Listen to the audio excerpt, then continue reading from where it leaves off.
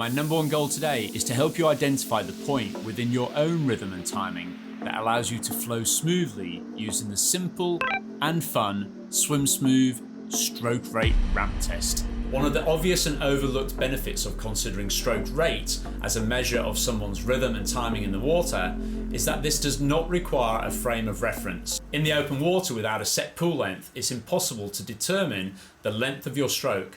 But you or your boat skipper, if you're swimming a marathon, can easily monitor your stroke rates and therefore keep an eye on your rhythm. Once you know where yours should be, which I'll show you in a moment, you can ensure that you are swimming optimally for yourself and in the conditions on the day. When I won the Manhattan Island Marathon Swim in 2013, I knew my stroke rate should be 81 strokes per minute, as that is what I had determined was my ideal rate. At the start, my crew said I was up around 90, and even without a tempo trainer underneath my swimming cap, I knew how to adjust my rate and rhythm because I'd practiced it so much in training. You might be intrigued as to how to determine your ideal stroke rate.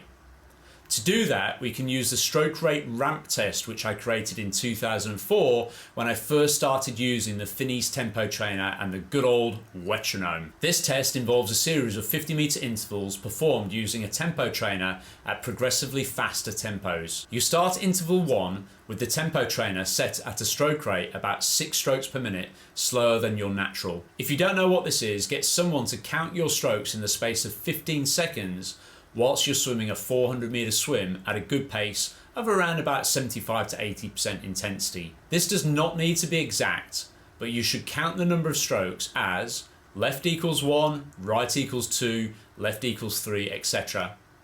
And to do this whilst you're into the third 100 meters of the 400, and then once you've got that number, simply multiply it by 4. Then take 6 strokes per minute off this number and start the test with your tempo trainer underneath your cap. Ideally, you'd have someone recording your measurements as you swim, noting down the time per lap, the number of strokes you took to complete each lap, how you felt out of 10 at the end, and any other comments that might be relevant. You might be thinking to yourself, well, why would you even count strokes if you've been talking earlier on about not counting strokes at all?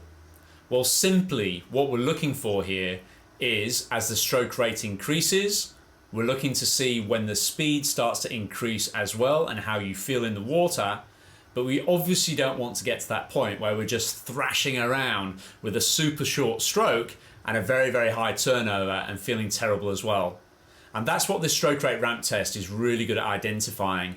You end up seeing almost like a bell curve. You'll get better and feel better up until a point, and then you'll tip over the edge and then start to feel worse.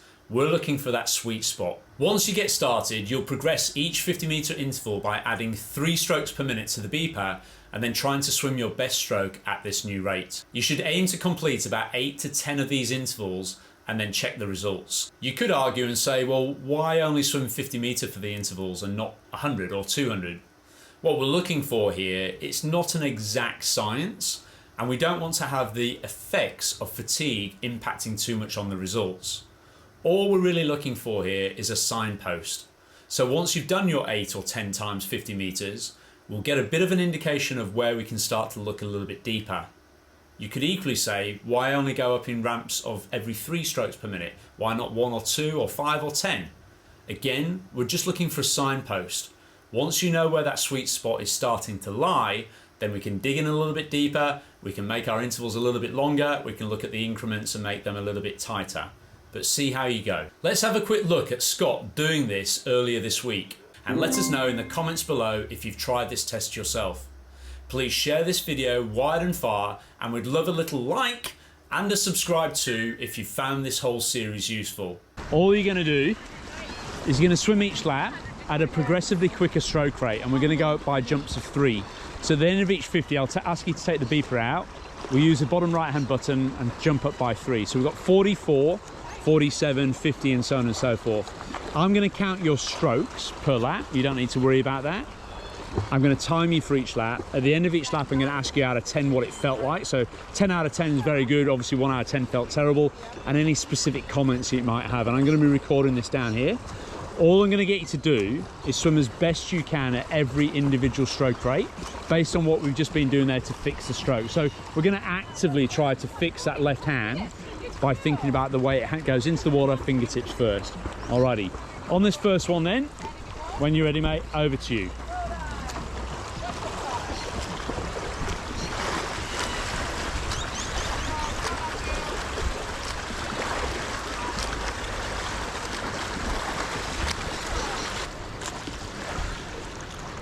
All right, you can feel the glide there? Yeah, feel very slow. Very slow. I'm not going to give you any of this information until we finish. It's important, obviously, we do it as a little bit of a blind test, as it were. So now we're on 47. Same idea, swim as best you can. Okay, here we go.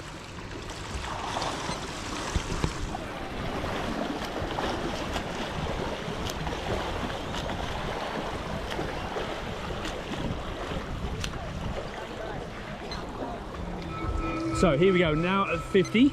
Over to you when you're ready.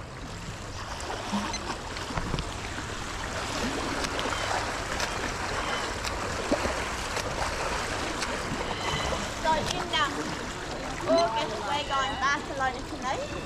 Okay, so we're going to go now 53. Here we go, when you're ready.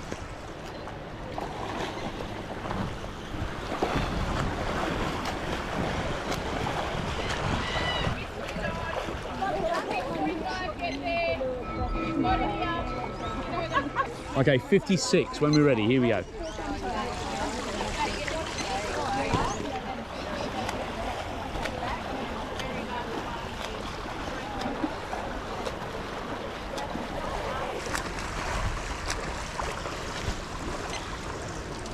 Okay, should be now on 59. Same thing, keep focused on that left hand.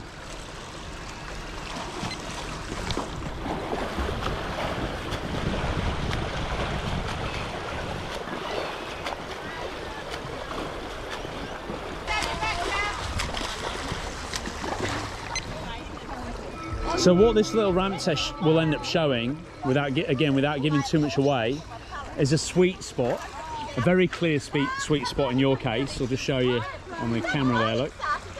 A very clear sweet spot where you are swimming really quite economically, but beyond that point, it's going to start to deteriorate, just like below that point, which is where you were at, where it's just too slow and too much of a pause down. And in your case, it's only the difference of literally, yeah, 1 or 2 strokes per minute. It's so subtle, but it's important that we find that spot. So it should be 62 now, when you're ready. Focus on that left hand.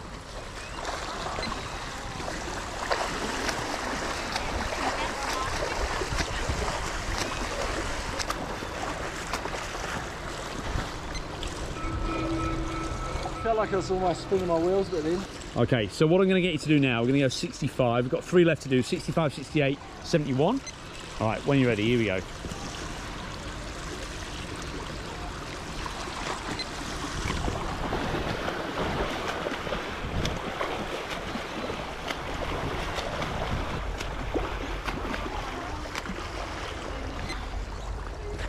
All right, just 2 levels to go then. So 68 was what we saw Rebecca doing. Anyway, here we go.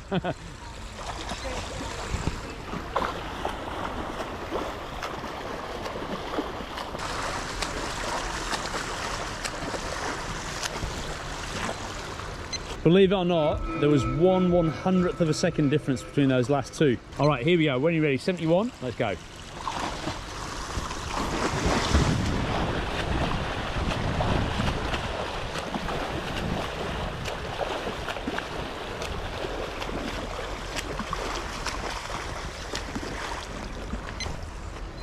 So we've got stroke rate going down the side. 44, 47, 50, 53. Interestingly enough, I was counting how many strokes you're doing per lap as well. And when you get to 56, you've been increasing by 1, look, 30, 31, 32, jump to 34. You come back to 33 at 56.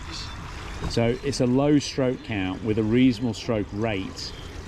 And it's a massive jump from 40.9 to 38.6.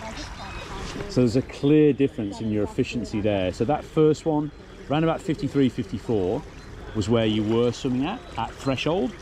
We started at where you were swimming at in the warm-up there, around about 44, and you can see that times were like really slow. At 56, you said it felt quite good at that point there, and that's where it looked really quite smooth. So it might be worth your while just picking up one of those beepers when you come down to the squad. Not have it set per 25 or per 50, just have it on stroke rate like that and dial in that 56, yeah.